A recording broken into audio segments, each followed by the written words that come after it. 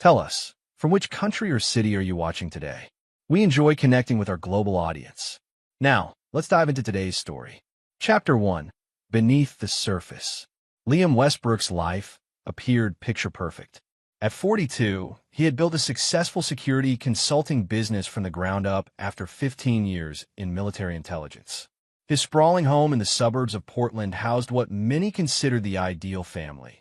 His wife, Audrey, a pharmaceutical research scientist who had recently been promoted to department head, and their 8-year-old son, Caleb, a sensitive, observant child who inherited his father's sharp eyes and analytical mind. But beneath this glossy exterior, fault lines have been forming. Liam had noticed subtle changes in Audrey's behavior over the past 6 months. Late nights at the lab became more frequent.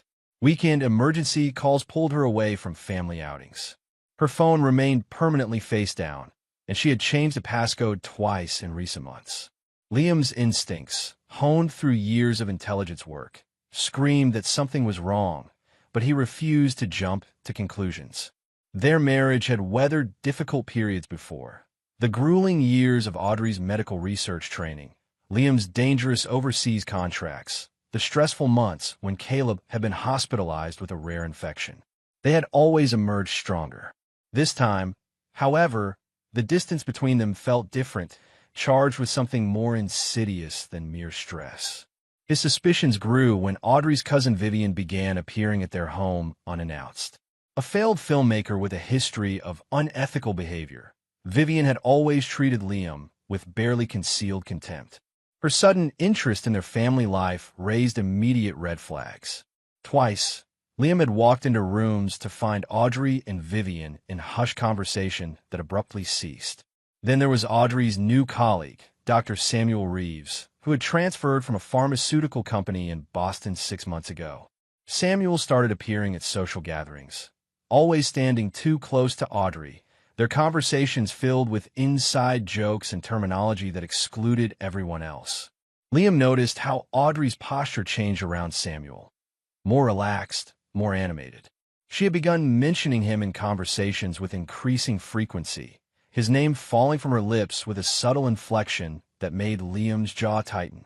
One evening, while helping Caleb with homework, Liam noticed his son's unusual reticence. "Everything okay, buddy?" Liam asked, closing the math textbook. Caleb fidgeted with his pencil. "I saw Mom's friend at school yesterday." "Her friend? You mean Samuel?" Caleb nodded. "He was waiting in his car. Mom came out of my classroom after talking to Mrs. Powell. They didn't see me because I was still in the library. They hugged for a really long time." Liam kept his face carefully neutral, though his heart rate accelerated. "Did they say anything?" "Mom said something about November plans and after Thanksgiving. Then they saw my friend Tyler and stopped talking." Caleb looked up, his eyes troubled. "Dad, why would Mom's work friend be at my school?" "I'm not sure," Liam replied evenly, "but I'm going to find out."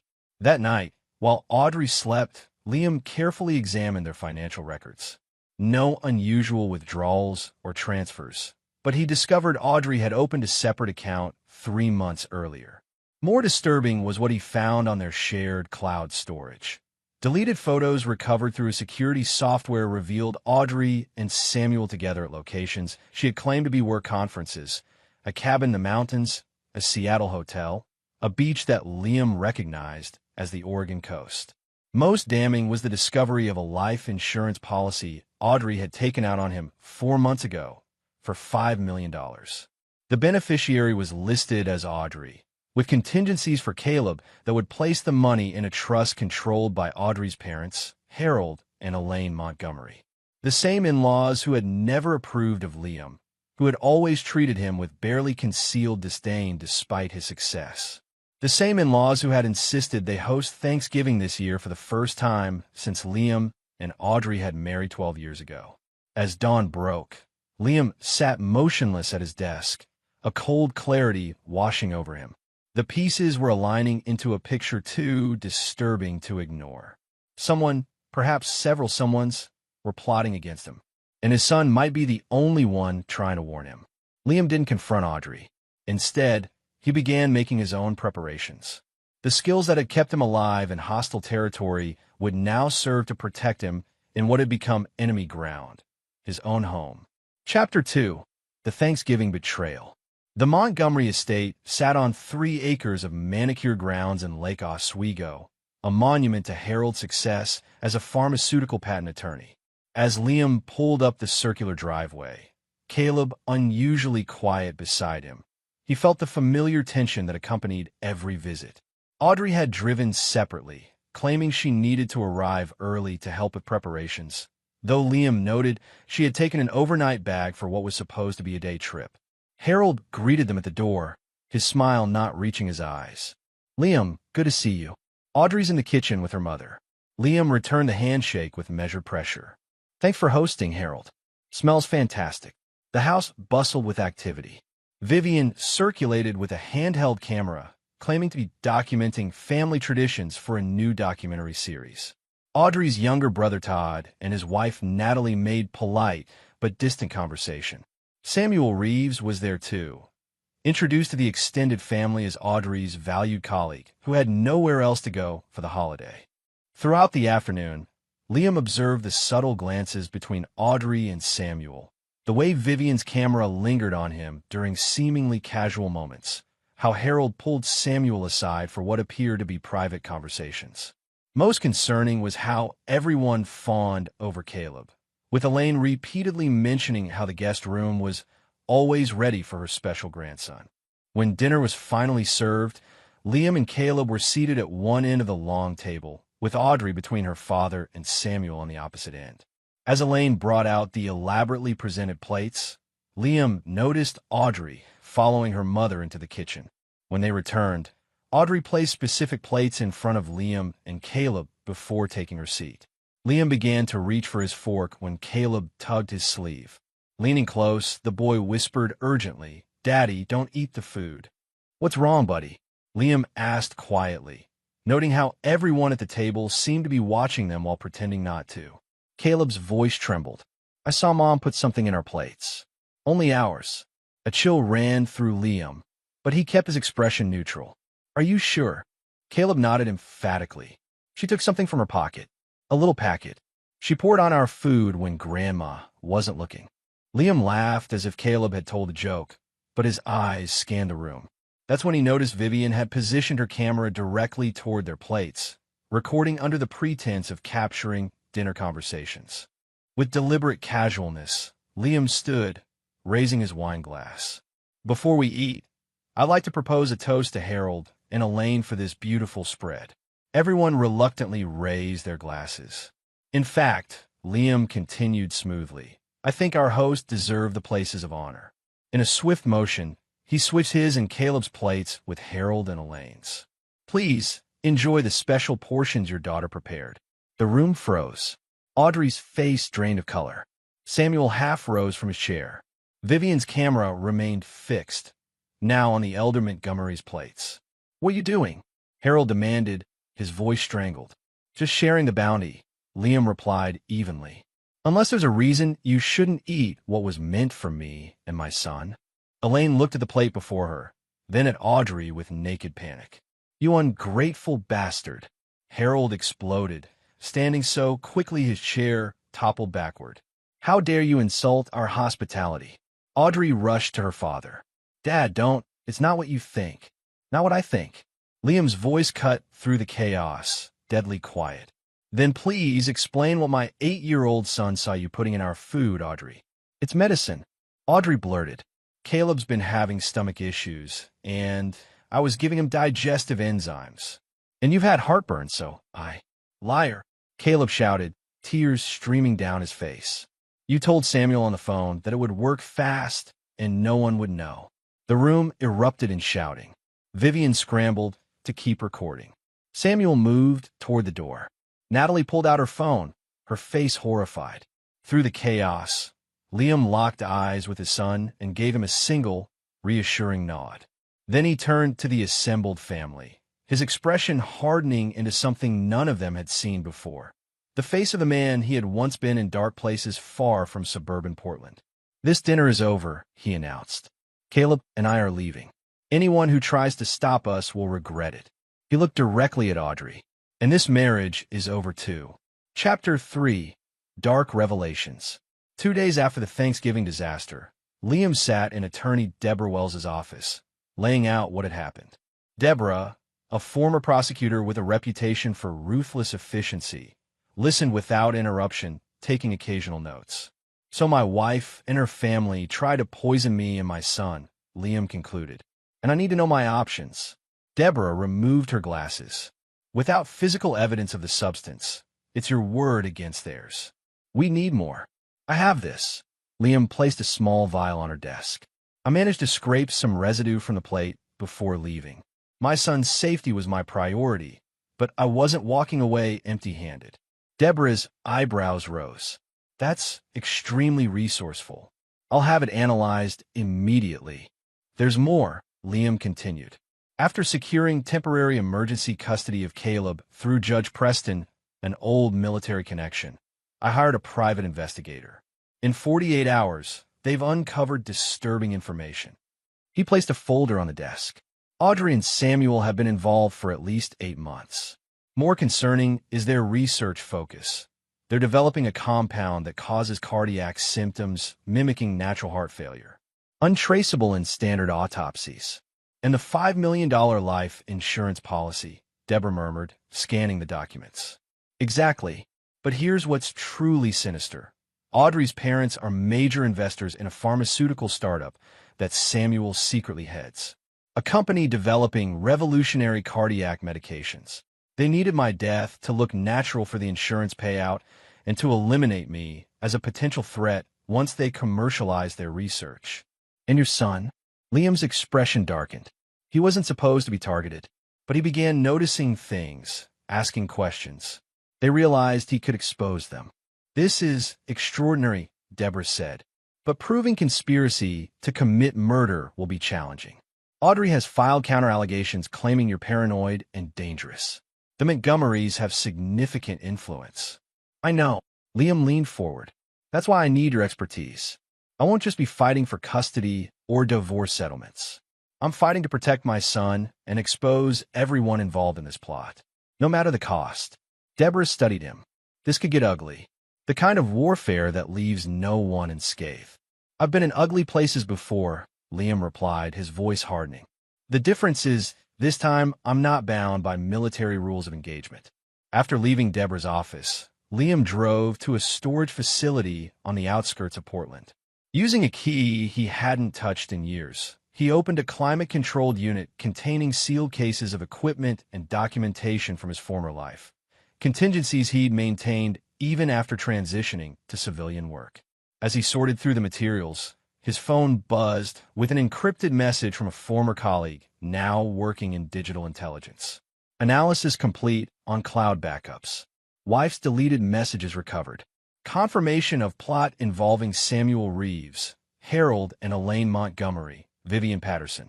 Evidence suggests plan originated 10 months ago. Additional party involved. Todd Montgomery appears to have had reservations, but was aware. Will continue extraction." Liam pocketed his phone and closed the storage unit, a cold resolve settling in his chest. The people who had plotted against him and threatened his son were about to discover exactly whom they had crossed. His years in military intelligence hadn't just taught him how to identify threats, they had taught him how to dismantle them, piece by methodical piece. The war had begun. Chapter 4: Gathering Storms. 3 weeks after Thanksgiving, Audrey Montgomery Westbrook sat in her attorney's plush office, frustration evident in every line of her body. Her lawyer, Gregory Pennington, a silver-haired man with political connections throughout Oregon, delivered unwelcome news. "Judge Preston won't budge on the temporary custody order," he explained. "Your husband's evidence, particularly the recording of your son's statements and the preliminary toxicology report, has convinced the court to maintain the status quo until the full hearing." "This is absurd," Audrey hissed. "Liam has manipulated everything. He's turned my son against me with his paranoid delusions. That toxicology report is probably fabricated." Pennington's expression remained carefully neutral. "The judge has ordered independent verification of all evidence. More concerning is your husband's legal team. Deborah Wells has brought in specialists in pharmaceutical litigation and criminal conspiracy. They're building a substantial case. They have nothing, Audrey insisted, though doubt clouded her eyes. Samuel assured me the compound is untraceable. Perhaps in a standard autopsy, Pennington replied carefully. But specialized testing can detect molecular markers. And Ms. Wells has filed motions for access to your research records and laboratory samples. Audrey paled. They can't do that. Those are protected by confidentiality agreements and intellectual property laws. They're arguing public safety concerns and imminent danger. Given the circumstances, they may succeed. Pennington leaned forward.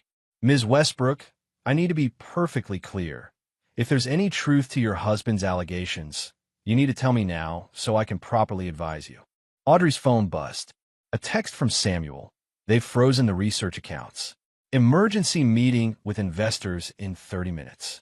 She stood abruptly. I need to go. Just do your job and get me access to my son. Across town, in a renovated industrial loft that now served as his temporary home, Liam worked at a sophisticated computer setup. Surrounding him were former colleagues. Maya Daniels, a digital intelligence specialist who had left the military the same time as Liam. Ramon Vega, a behavioral psychologist with expertise in interrogation techniques. And Derek Powell, a forensic accountant whose analysis had helped bring down international criminal networks. The financial web is complex but clear, Derek explained, pointing to a network diagram on the main screen. The Montgomerys diverted nearly $2 million through shell companies to fund Samuel's research. They've been methodically liquidating assets over the past 4 months, right after the life insurance policy was established. Maya nodded, pulling up communication records. Their operational security was amateur at best. Once I accessed Audrey's cloud backups, I found message threads discussing dosages, timing, and creating natural-looking scenarios. Most damning is this exchange between Audrey and her father 3 months ago. She displayed a message thread. Audrey, what if he suspects something? He's always been too perceptive. Harold, that's why Thanksgiving is perfect. Surrounded by family, everyone emotional, no one will question a sudden health crisis. Samuel says cardiac symptoms present almost immediately. We'll call an ambulance, but it will be too late. Audrey and Caleb? Harold, mild dose, just enough for stomach upset. Elaine will insist he stay with us during your grieving period. By the time the will is executed, you'll have full custody, and our path forward is clear. They were planning to use my son as a pawn, Liam said, his voice dangerously steady. To manipulate him while I was eliminated. Ramon studied the psychological profiles he'd assembled. The family dynamics are fascinating. Audrey shows classic narcissistic patterns, while her parents display enabling behaviors motivated by financial gain. Samuel Reeves is the most dangerous, a genuine sociopath with delusions of scientific grandeur. What about Vivian and Todd? Liam asked. Vivian was a willing accomplice, motivated by jealousy of Audrey's success and financial dependence on the Montgomerys. Todd appears more complicated, reluctant, but ultimately complicit. His wife Natalie seems genuinely horrified by what she discovered. She could be valuable. Liam nodded, making a decision. Derek, proceed with the financial strangulation. Maya, release Packet 1 to the Pharmaceutical Board and FDA investigators. Ramon, make contact with Natalie. It's time to isolate the conspirators from each other. As his team dispersed to their tasks, Liam turned to a secure line to call his son, who was staying with Liam's sister Jennifer in Washington State. Though the separation was painful, Liam knew it was necessary until the danger was neutralized. Caleb answered immediately. Dad, when can I come home? Soon, buddy, Liam promised. You're being so brave. Are you doing okay with Aunt Jenny? Yeah, she's nice. We built a snowman yesterday. Caleb's voice dropped to a whisper. Dad, Mom's been trying to call me on Aunt Jenny's phone. Liam's grip tightened on the receiver. What did you tell Aunt Jenny? I remember what you said. I didn't answer and told Aunt Jenny right away. Good job, Caleb. That was exactly right. Liam took a deep breath. I promise we'll be together again soon. I'm working on making everything safe. Are the bad people going to prison? The innocent question hung in the air. Liam considered his response carefully. They're going to face consequences, Caleb. I promise you that. After ending the call, Liam opened a secure safe and removed a small journal, his personal record of the operation unfolding around him. He made several entries before closing it and turning to a chessboard set up in the corner of the room. Each piece represented a player in this deadly game. One by one, he began moving the pieces, plotting the next phase of his strategy.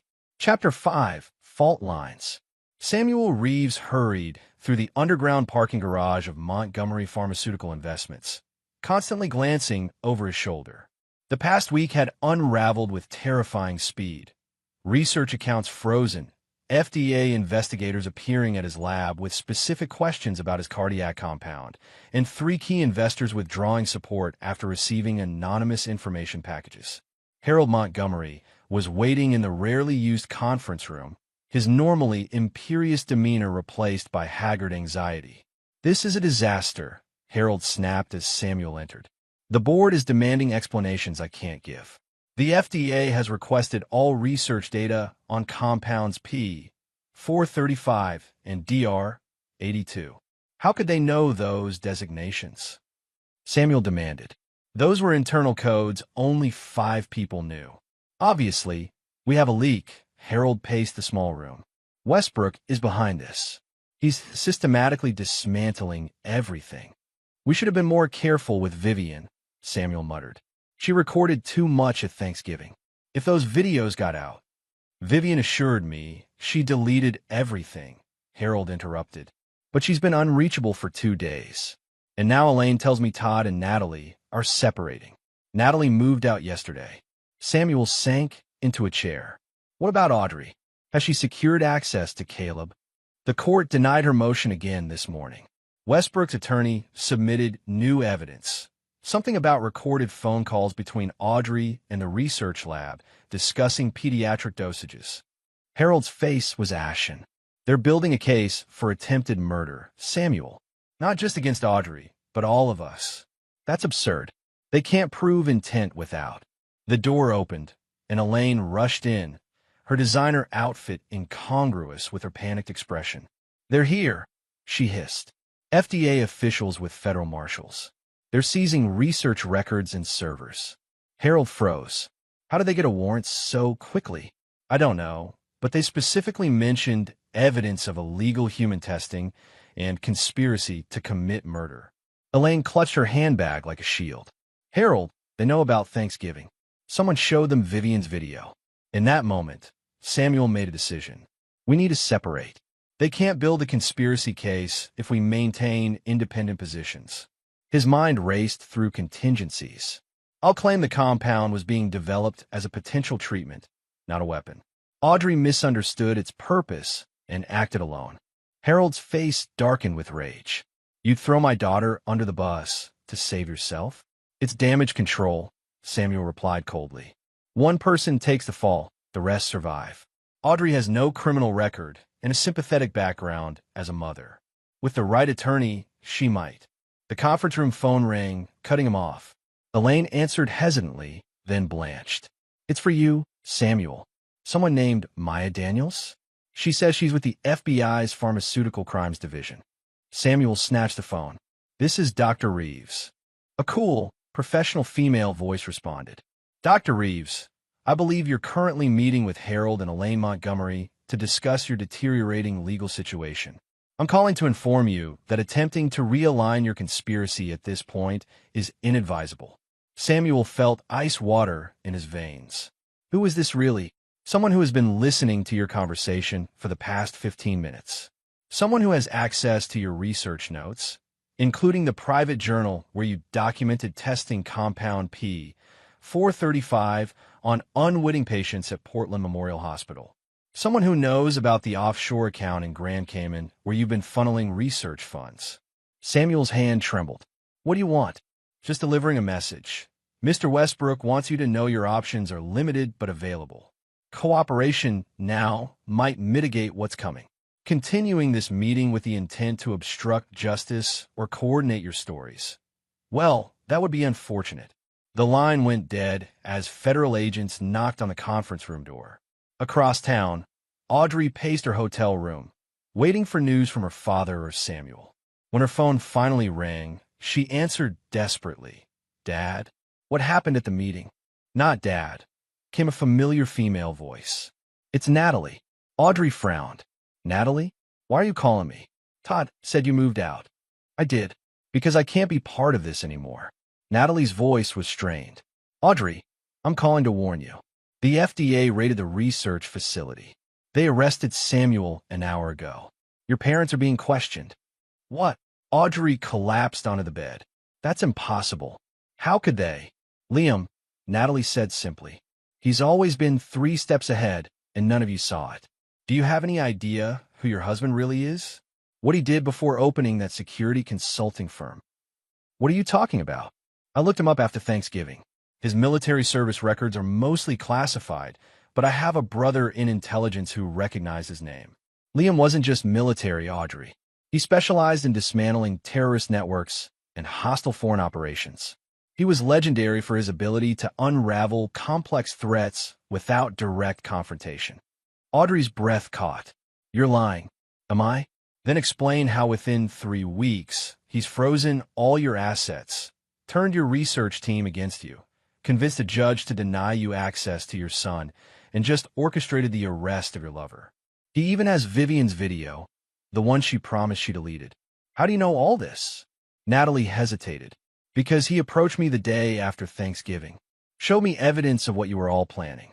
Asked if I was involved." Her voice hardened. "I wasn't, Audrey. I had no idea you were trying to murder your husband and drug your child. When I saw the proof, I cooperated." "You betrayed your own family?" Audrey hissed. "No, you betrayed yours when you plotted to kill the father of your child." Natalie shot back. "I'm calling because, despite everything, Todd still cares what happens to you. He convinced Liam to offer you one chance." "What chance?" "Turn state's evidence. Provide testimony against Samuel and your parents. In exchange, the prosecutor will recommend reduced charges, enough that you might see your son again someday, even if it's years from now. And if I refuse, then Liam releases everything, not just to the authorities, but to the media. Every message, every video, every piece of evidence showing you were willing to sacrifice your child to cover up murder. You'll never see Caleb again." The line went silent for several seconds. "I need to think," Audrey finally whispered. "Don't think too long," Natalie replied. "The offer expires in 24 hours. And Audrey, he's watching you. Don't try to run." Chapter 6. Closing the Net. Vivian Patterson huddled in the corner of a downtown Portland coffee shop, nervously checking exits and glancing at her phone. When a woman in a crisp suit sat down across from her, without invitation, Vivian flinched. "You must be Maya," she said, voice barely above a whisper. "Liam's associate." Maya Daniels nodded once. "You brought what was requested?" Vivian slid a thumb drive across the table. "Everything. The original Thanksgiving videos, all the planning meetings I recorded, conversations with Samuel about the compound." She leaned forward urgently.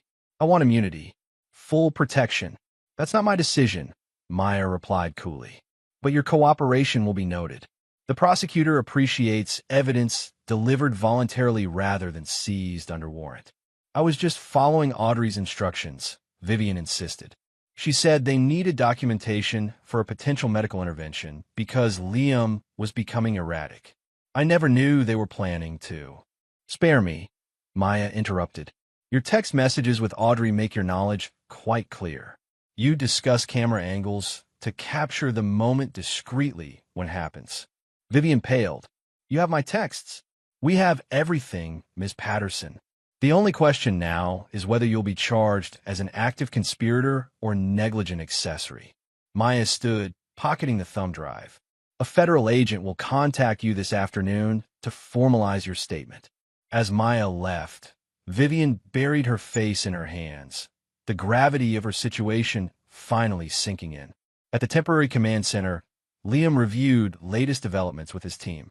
The evidence against Samuel Reeves had proven overwhelming once FDA investigators gained access to his research. Harold and Elaine Montgomery remained in questioning, their attorneys desperately trying to distance them from the most serious charges. Todd had cooperated fully after Natalie's intervention, providing crucial details about financial arrangements and family discussions. Audrey is the final piece, Ramon observed. Her testimony would complete the case against all parties. She's weighing her options, Liam replied. The prosecutor's offer expires tomorrow morning. Derek glanced up from his laptop. You think she'll take it? She'll calculate her best chance of eventual access to Caleb, Liam said with cold certainty. Self-preservation has always been her guiding principle. Maya returned, setting the thumb drive on the table. Vivian delivered. She's terrified and trying to minimize her involvement, but the videos are damning. I've sent copies to the prosecutor. Liam nodded his thanks. Any update on Judge Lowell's decision? Just came through, Ramon reported, checking his phone. Permanent sole custody granted. Audrey's visitation rights will depend on the outcome of her criminal case. A weight lifted from Liam's shoulders, the first genuine relief he'd felt in weeks. Caleb would be coming home soon, safe from the people who had betrayed him. There's something else you should see, Maya said, pulling up an email on the main screen. Samuel Reeves is offering a deal. Comprehensive testimony against the Montgomerys and Audrey in exchange for reduced charges. Liam's expression hardened. They're turning on each other, exactly as predicted. Should we inform Audrey? Derek asked. Might motivate her decision. No need, Liam replied. She'll make her choice, believing she still has leverage. Let her illusions remain intact a little longer. Hours later, alone in the loft after his team had departed, Liam received a call from an unknown number. He answered cautiously. How did you do it? Audrey's voice was ragged, unrecognizable. Liam remained silent, letting her continue. I thought I knew you, she continued, a bitter laugh escaping her. Boring, predictable Liam. So focused on your business, so trusting. I never imagined you could dismantle everything so thoroughly.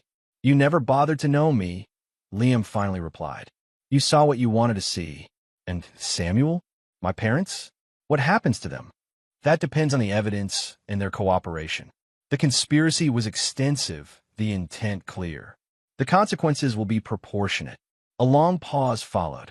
And me? If I cooperate, you'll face charges. You'll serve time. But you might eventually have supervised visits with Caleb, when he's old enough to decide if he wants to see you. He's my son. Audrey's voice cracked. He was your son, Liam corrected her coldly. The moment you prioritized Samuel and money over his safety, you surrendered that claim. You were willing to drug him to maintain your cover story, to manipulate him during his grief over my death. It wasn't supposed to happen that way, she whispered. But it was supposed to happen, Liam pressed. My death. Your new life with Samuel. The research millions. That was the plan, wasn't it? The silence stretched between them. I'll take the deal, she finally said, defeat evident in every word. My attorney will contact the prosecutor in the morning. A wise choice, Liam replied. The only one you have left. After ending the call, Liam walked to the window overlooking the city lights. In his hand, he held a small photo of Caleb from his last birthday, grinning proudly next to his science project. Tomorrow, Liam would drive to Washington to bring his son home. They would begin rebuilding their lives, free from betrayal. The people who had plotted against them would face justice. Not in the swift, violent manner Liam had once administered in distant conflicts, but through the methodical, inescapable dismantling of their lives, freedom, and futures. A different kind of operation, but with the same ruthless efficiency. Some might call it revenge. Liam simply called it consequences. Chapter 7. Justice and Revelations. 6 months after the Thanksgiving incident, Liam sat in the back row of the federal courthouse, watching as Samuel Reeves was led away in handcuffs. The sentencing had been severe, 18 years for conspiracy to commit murder, illegal human drug testing, and fraud.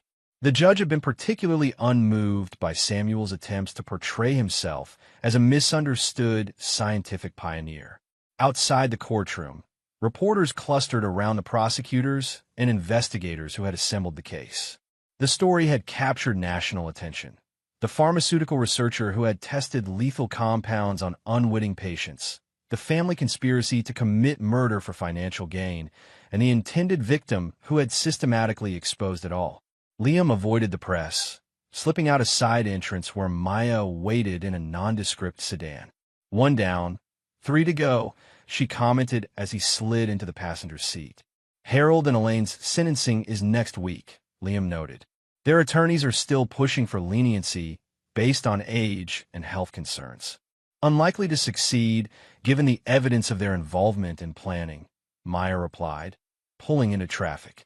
"The recordings Vivian provided were particularly damning, especially the dinner party where Harold discussed the convenience of your planned cardiac event. And Audrey's plea deal is holding?" Maya nodded. 10 years with possibility of parole after 7, in exchange for her complete testimony.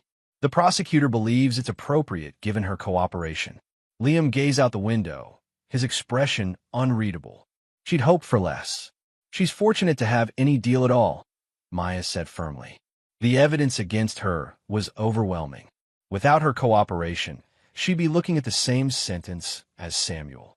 As they drove toward Liam's new home, a secluded property outside Portland where he and Caleb had relocated after the case became public, Liam reflected on the journey of the past 6 months. The trial process had been grueling, requiring Caleb to testify about what he had witnessed at Thanksgiving. The boy had shown remarkable resilience, but Liam knew the scars would take time to heal. "How's Caleb doing with the new therapist?" Maya asked, as if reading his thoughts. "Better," Liam replied. "Dr. Harmon specializes in childhood trauma.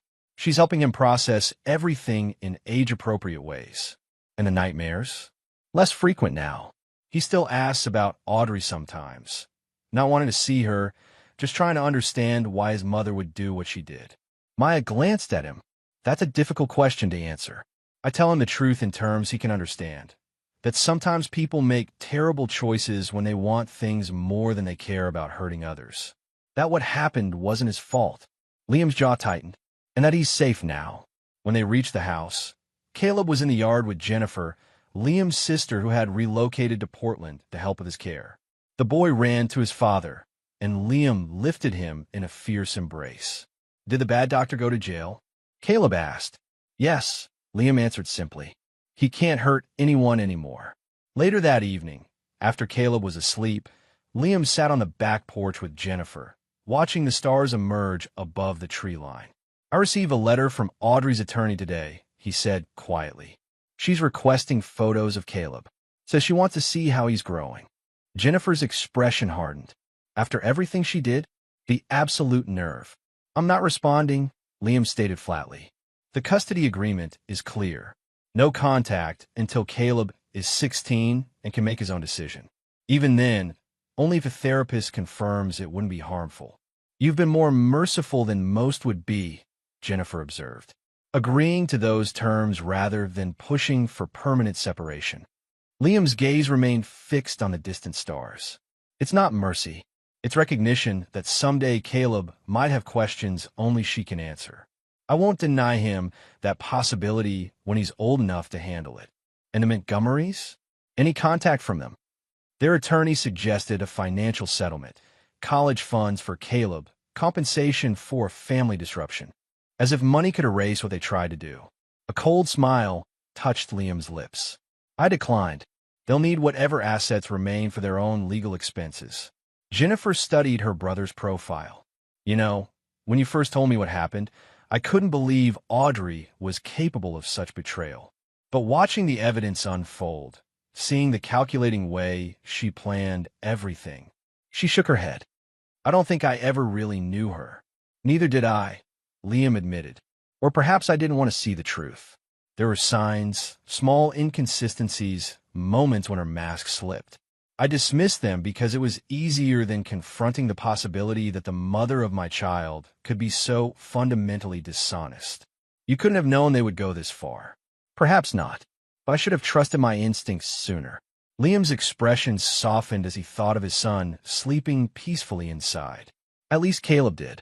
He saved both our lives with his observation skills and courage." "He's your son, after all," Jennifer said gently. "More like you than you sometimes realize." As night deepened around them, Liam allowed himself to acknowledge a truth he rarely voiced. The path ahead would be difficult, but for the first time in years, It was authentically theirs. No more lies, no more masks. Just a father and son rebuilding their lives on solid ground. The justice system would deal with those who had plotted against them. But the true victory lay in what they had preserved: their lives, their bond, and their future together. Chapter 8. Calculated Measures. 1 year after Samuel Reeves' sentencing, Todd Montgomery sat across from Liam in a quiet corner of a downtown restaurant. Unlike his sister or parents, Todd had received a suspended sentence and probation in exchange for his early and comprehensive cooperation. "Thank you for meeting me," Todd said, his once confident demeanor now subdued. "I wasn't sure you would." "You were the only one who expressed genuine remorse," Liam replied, studying the man who had once been his brother-in-law. "And according to Natalie, you tried to discourage the plan." "Not forcefully enough," Todd admitted, staring into his coffee. "I knew what they were planning was wrong, but I told myself it wasn't my business. That family loyalty meant looking the other way." He met Liam's gaze directly. "I was a coward." Liam didn't contradict him. "Why did you request this meeting?" Todd reached into his jacket and withdrew an envelope. "Documents you should have. Financial records showing my parents' established trust fund for Caleb that weren't disclosed during the legal proceedings. They're hidden in offshore accounts, technically untraceable." Liam took the envelope without opening it. "Why tell me this now?" "Because Caleb deserves whatever remains of my family's fortune after their legal expenses. Not as blood money or compensation, but as his rightful inheritance." Todd's hands trembled slightly. "And because I'm trying to live with what I allowed to happen. Keeping this secret would just be another betrayal." Liam studied him for a long moment. "Have you visited your parents?" Todd nodded. "Monthly. Prison has broken my father. His health is deteriorating. My mother maintained she was just following his lead, though the evidence clearly showed her active participation." He hesitated. "They ask about Audrey. And do you visit her as well?" "I tried. She refused to see me after I testified against her." Todd's expression darkened. "She still believes she might have gotten away with everything if the family had maintained a united front. She doesn't understand that you had already assembled enough evidence to convict everyone, regardless of my testimony." Liam remained silent, allowing Todd to continue. "Natalie and I are divorcing," Todd added. "Too much damage. Too many lies between us now. She deserved better than being dragged into my family's madness." "She made her own choices," Liam observed, "choosing justice over misplaced loyalty. A choice I should have made sooner." Todd pushed his coffee aside. "There's one more thing you should know. Samuel has been attempting to contact scientific journals from prison, trying to publish his research findings. The authorities have blocked his communications, but he's persistent." Liam's expression hardened. "His research was built on illegal human testing and murder attempts. It will never see the light of day." "I agree.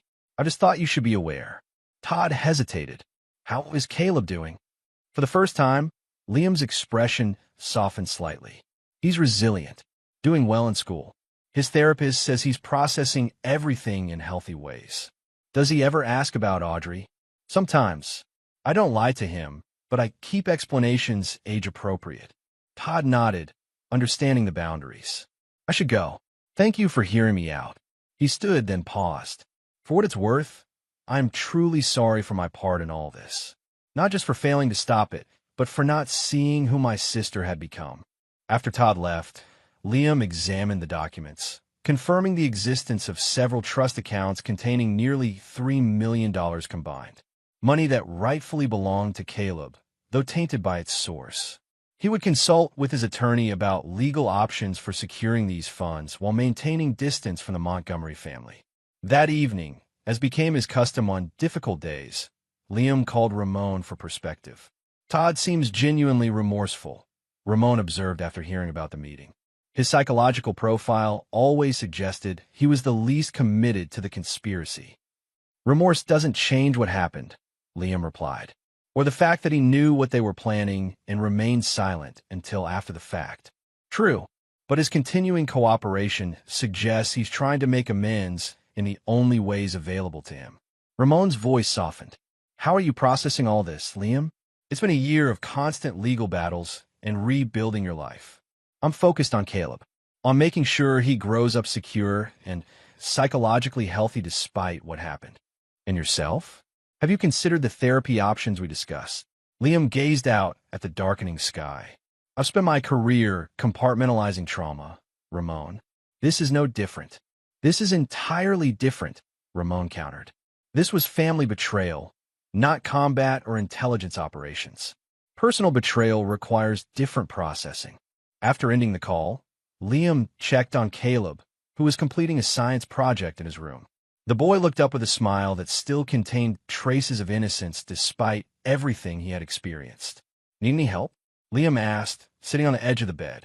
I think I've got it, Caleb replied, carefully positioning a model planet. Dad, I heard you talking to Uncle Todd today. Liam stilled. You were supposed to be at Jennifer's. We came back early because I forgot my science book. Caleb fidgeted with the planet. Is he sorry for what they did to us? Liam chose his words carefully. He says he is, and his actions suggest he's trying to make amends. But you don't forgive him, Caleb observed with the perceptiveness that had saved their lives. No, Liam admitted. I don't. Caleb considered this.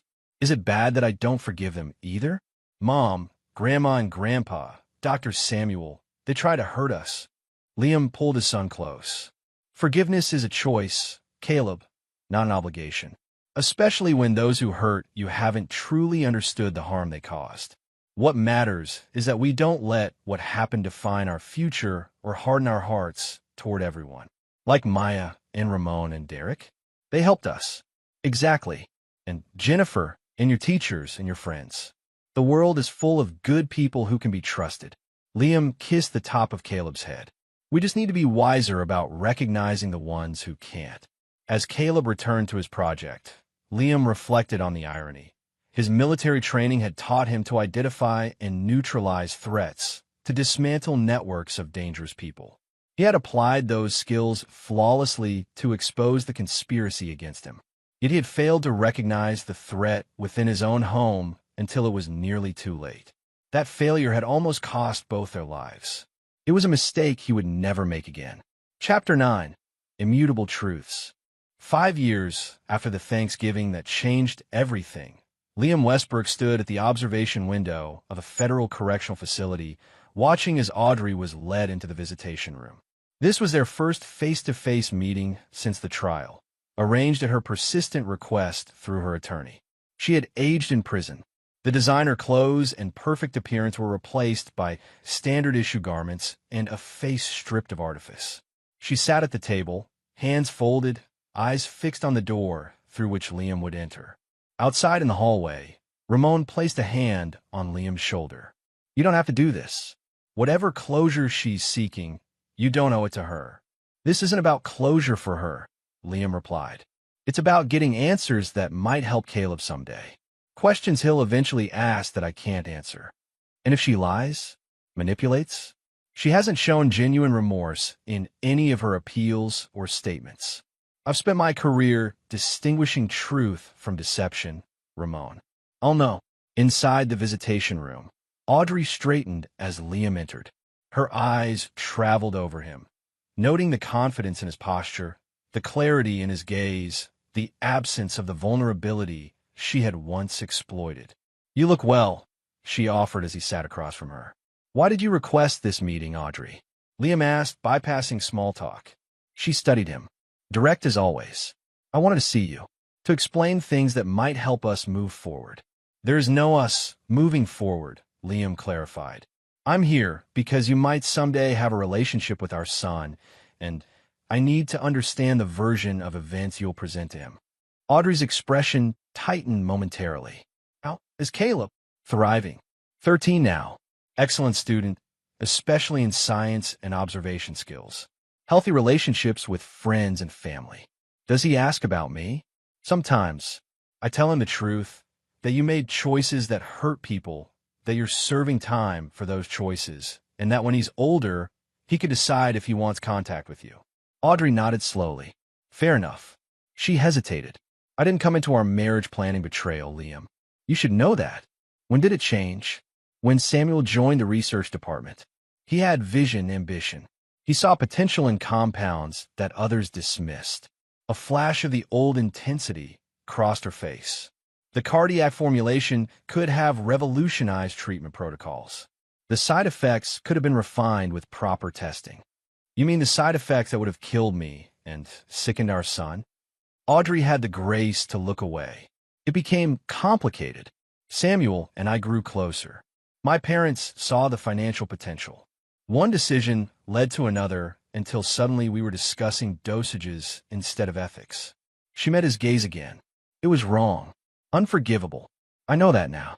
Yet your appeals have consistently argued that you were manipulated by Samuel, coerced by your parents, unaware of the full implications, Liam observed. Which version is true, Audrey? Both in ways. She leaned forward.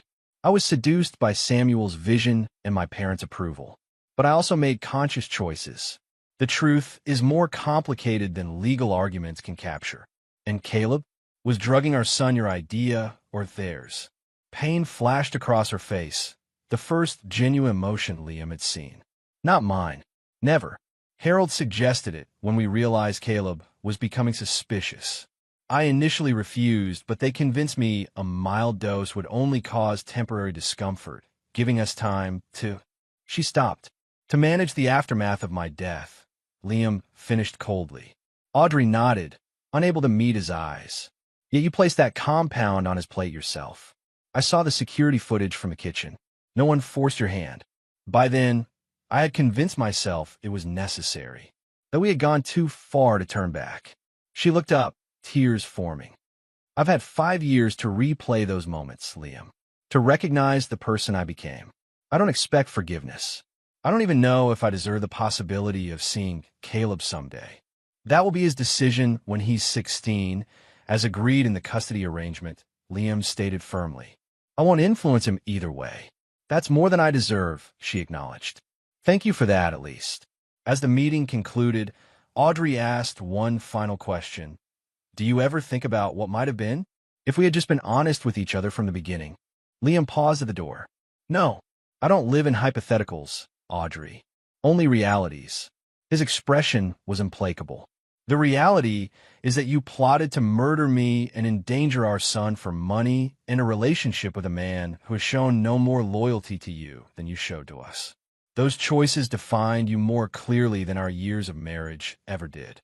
Outside the prison, Ramon waited by the car. Get what you needed? Liam nodded. Confirmation of what I suspected. She acknowledges her actions, but still sees herself partially as a victim of circumstance. If Caleb ever chooses to see her, he'll need to understand that pattern. And you?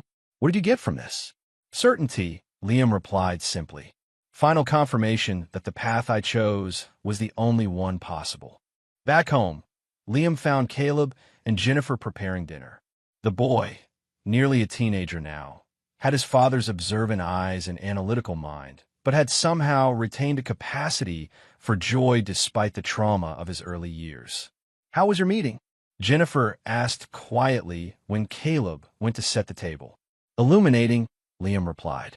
She's still the person she revealed herself to be 5 years ago, just with better awareness of her actions. Will you tell Caleb you saw her? Yes.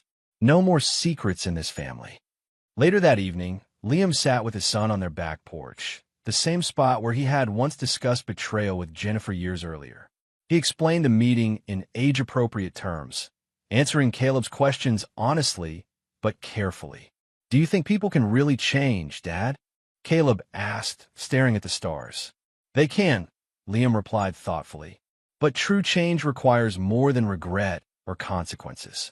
It requires deep understanding of the choices made and the harm caused. The willingness to make amends without expectation of forgiveness. Like Todd, try and help us, even though you'll never forgive him. Liam smiled at his son's perceptiveness. Exactly like that. I don't think I want to see Mom when I turn 16, Caleb admitted. Maybe later, when I'm older. Is that okay? That's entirely your choice, Caleb. There's no right or wrong decision, and no timeline but your own. As darkness settled around them, Liam reflected on the journey of the past 5 years. The conspiracy that had nearly destroyed them had been dismantled piece by methodical piece. Justice had been served through the legal system rather than personal vengeance, though the outcomes were ultimately the same. Those who had plotted against them had lost their freedom, their reputations, their futures. More importantly, he and Caleb had built something new from the ashes of betrayal. A relationship founded on absolute honesty, mutual respect, and the unshakable knowledge that they could trust each other completely. In a world where trust had proved so fragile, that bond was their greatest achievement. Some might call it a happy ending. Liam simply called it truth, immutable and hard won. And there you have it. Another story comes to an end. What did you think? I'd love to hear your thoughts in the comments below. If you enjoy this story, consider joining our community by subscribing. It means the world to us. For more stories like this one, check out the recommended videos on screen. And I'll see you there.